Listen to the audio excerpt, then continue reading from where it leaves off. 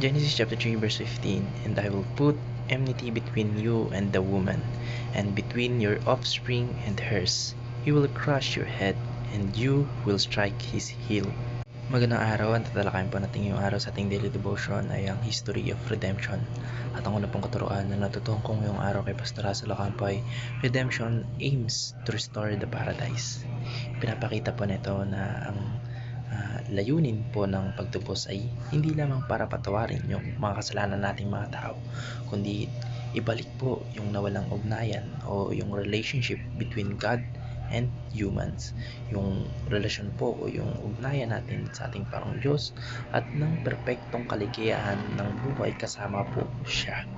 And yung paraiso po o yung paradise ay sumisimbolo ng perfect relationship, peace, and presence na kasama ang ating Panginoong Diyos sa pamamagitan po ng pagtubos ng ating Panginoong Kristo sa atin na mga makasalanang tao doon po sa krus ng Kalbaryo.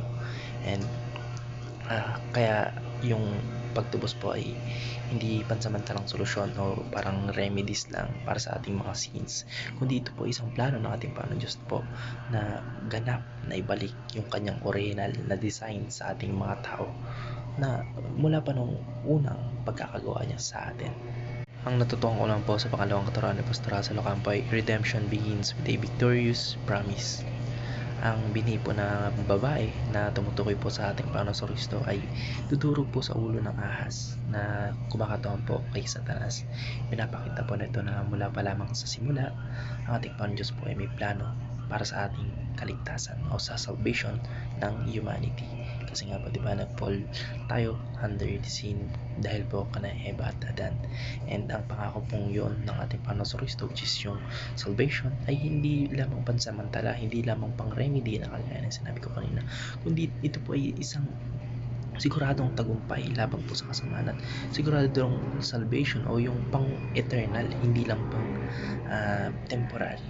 Sa krus po ng ating Panginoon Kristo, bagaman tila parang siya po ay nasaktan, yung pagkadurog po ng kanyang tawag dito, itong gantong kamay dito, yun po, yung tunay na tagumpay ay nakay sa ating Panginoon Kristo sapagkat po sa kanyang pagkabuhay na mangmuli, tinalo niya po yung kasalanan at kamatayan. Kaya ang simula po ng pagtubos ng ating Panginoon Kristo sa ating mga tao ay hindi pagkatalo, kundi ito po isang tagumpay na ipinangako na noon pa lamang sa Old Testament.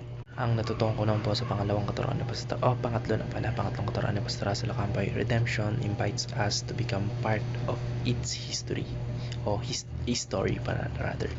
Inaanyayahan po tayo na manampalataya sa ating Panginoong Kristo, talikuran natin yung ating mga kasalanan at mamuhay bilang mga bahagi ng kanyang kaharian. Yung bawat isa sa po sa ating mga tao ay may lugar sa kwento po ng pagtubos o ng salvation. Mga dating hiwalay sa ating Panginoon Diyos, ngunit ngayon inaanyayahan na upang makiisa sa kanyang layunin sa pamamagitan po ng ating buhay, pananampalataya at misyon. Tayo po ay naging tagapagdala ng mensahe ng pagtubos sa iba, o tayo rin po ay naging tagapag-share ng gospel sa ating mga kapwa. Yun lamang po. Maraming salamat and God bless. Amen.